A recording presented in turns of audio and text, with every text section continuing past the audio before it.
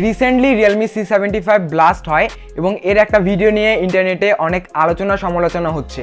ব্যাপারটা সুন্দর না, বেশি না, পকেটে রেখে ব্লাস্ট হয়নি, টেবিলের উপর রাখছিল, ব্লাস্ট হয়ে গেছে, কারো কোনো ক্ষয়ক্ষতি হয়নি। এই যে ওনার ভাই, কেমনে ব্লাস্ট আছে, কেমনে ব্লাস্ট আছে, চার্জে দিয়েছিল, ব্লাস্ট আছে ভাই।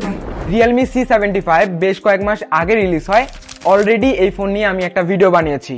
ফোনটা ভালো না খারাপ ওই ভিডিওতে আমি সবকিছু ক্লিয়ার করেছি।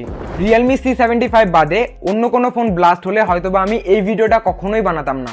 এনিওয়েজ, রিয়েলমি C75 ব্লাস্টের যে ভিডিওটা নিয়ে এত আলোচনা হচ্ছিল, ওই ভিডিওতে বলা হচ্ছিল ফোনটা চার্জিং এর সময় ব্লাস্ট হয়।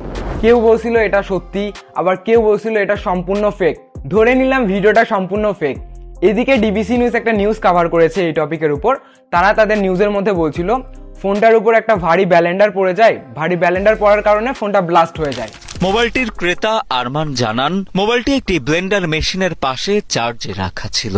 চার্জে থাকা অবস্থায় অসতর্কতার ফলে ভারী ব্লেন্ডার মেশিনটি মোবাইলের ওপর পড়ে গেলে সাথে সাথে মোবাইলের ব্যাটারির অংশ ড্যামেজ হয়ে যায় এবং পেছনের অংশ পুড়ে যায়। যদিও মোবাইলের চার্জিং পোর্ট ও চার্জার অক্ষত অবস্থায় ছিল বলে জানা যায়। ওকে, ঠিক আছে, এবার আমরা একটু পিছনে ফিরে যাই। রিয়েলমি তাদের এই ফোন রিলিজ করে প্রত্যেকটা রিভিউয়ারকে পাঠিয়েছে, প্রত্যেকটা ইনফ্লুয়েন্সারকে পাঠিয়েছে। প্রত্যেকটা রিভিউয়ার ইনফ্লুয়েন্সারকে পাঠিয়ে তারা এই ফোনের ডিউরেবিলিটি টেস্ট করতে বলেছে। কেউ এই ফোনকে 2 দিন পানির নিচে রেখে ফোনের আইপি রেটিং টেস্ট করতেছিল, কেউ এই ফোনের উপর দিয়ে বাইক চালাচ্ছিল, কেউ এই ফোনের উপর দিয়ে গাড়ি চালাচ্ছিল, কেউ উপর থেকে ফেলে দিয়ে এটা ডিউরেবিলিটি টেস্ট করতেছিল।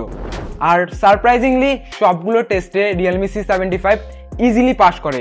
রিয়েলমি এই ফোনের ডিউরেবিলিটি নিয়ে এক্সট্রিম লেভেলের মার্কেটিং করেছে। এখন প্রশ্ন হলো, এত শক্ত একটা স্মার্টফোনের উপর সামান্য একটা ব্যালেন্ডার পরে ফোনটা ব্লাস্ট হয়ে গেল, যেই ফোনের উপর দিয়ে গাড়ি চালানোর পরও ফোনের কিছু হচ্ছিল না, যেই ফোনের উপর দিয়ে বাইক চালানোর পরও ফোনের কিছু হচ্ছিল না, সেই ফোনের উপর একটা জাস্ট সামান্য ব্যালেন্ডার পরেই ফোনটা ব্লাস্ট হয়ে গেল। It doesn't make any sense. আমি এটার কোনো লজিকই খুঁজে পাচ্ছি না। নর্মাল একটা ফোনের উপর ব্যালেন্ডার পড়লেও আমার মনে হয় না ফোনটা কখনো ব্লাস্ট হবে, সেখানে এত শক্ত একটা স্মার্টফোনের উপর ব্যালেন্ডার পরে ফোনটা ব্লাস্ট হয়ে গেল। নাইস। এতদিনে আমরা জানতাম বাংলাদেশের রিভিউয়াররা টাকা খেয়ে পজিটিভ রিভিউ বানায়, এখন দেখি বাংলাদেশের নিউজ চ্যানেলগুলো টাকা খেয়ে পজিটিভ নিউজ বানাচ্ছে। রিয়েলমি C75 এর স্পেক বাজেটের সাথে কোনোভাবেই জাস্টিফাই করে না, এটা আমিও জানি, আপনিও জানেন। কিন্তু নিউজ চ্যানেলগুলো কি করছে? তারা ফোনের ডিউরেবিলিটিকে প্রমোট করতেছে, তারা ব্র্যান্ডের টাকা খেয়ে IP69 রেটিংকে প্রমোট করতেছে। এদিকে প্রসেসরের কোনো খবর নাই, এদিকে ডিসপ্লের কোনো খবর নাই, জাস্ট তারা ডিউরেবিলিটি, আইপি রেটিংকে প্রমোট করে পজিটিভ নিউজ বানাচ্ছে। লিটারেলি নিউজ চ্যানেলগুলোকে তারা টিকটকের মতো সার্কাস বানিয়ে ফেলতেছে। প্লিজ ব্র্যান্ডের টাকা খেয়ে এরকম শিট নিউজ বানানো বন্ধ করুন।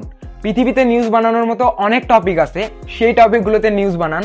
আর হ্যাঁ, যেসব ইনফ্লুয়েন্সাররা ব্র্যান্ডের টাকা খেয়ে প্রোডাক্টের ভালো মন্দ যাচাই না করে প্রোডাক্টটাকে প্রমোট করতেছে, তাদের লজ্জা থাকা উচিত।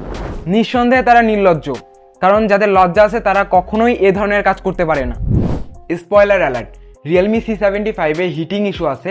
আমি পার্সোনালি বেশ কয়েকজন রিয়েলমি C75 ইউজারের সঙ্গে কথা বলেছি এবং তারা আমাকে জানিয়েছে নর্মাল ইউজেও তাদের ফোন অনেক গরম হয়ে যায়। তাছাড়া ডিবিসি নিউজের ভিডিওটার কমেন্ট সেকশন চেক করছিলাম, সেখানেও দেখলাম বেশ কয়েকজন রিয়েলমি C75 ইউজার একই অভিযোগ করেছেন। সো আপনি যদি রিয়েলমি C75 ইউজার হয়ে থাকেন এবং একই প্রবলেম যদি আপনার সাথে হয়, তাহলে যত দ্রুত সম্ভব রিয়েলমি সার্ভিস সেন্টারে যোগাযোগ করার পরামর্শ থাকবে। আর এটা যদি কোনো সফটওয়্যার জনিত প্রবলেম হয়, তাহলে খুব দ্রুত একটা আপডেট দিয়ে রিয়েলমির এই প্রবলেম ফিক্স করা উচিত। আর অবশ্যই রিয়েলমি C75 ব্লাস্ট হওয়া রিয়েলমির জন্য খুবই লজ্জাজনক। এই ভিডিওতে আমি জাস্ট আমার ওপিনিয়ন শেয়ার করেছি। আপনার কোনো ওপিনিয়ন থাকলে আপনি কমেন্ট বক্সে জানাতে পারেন। দেখা হচ্ছে নেক্সট ভিডিওতে। আল্লাহ হাফেজ।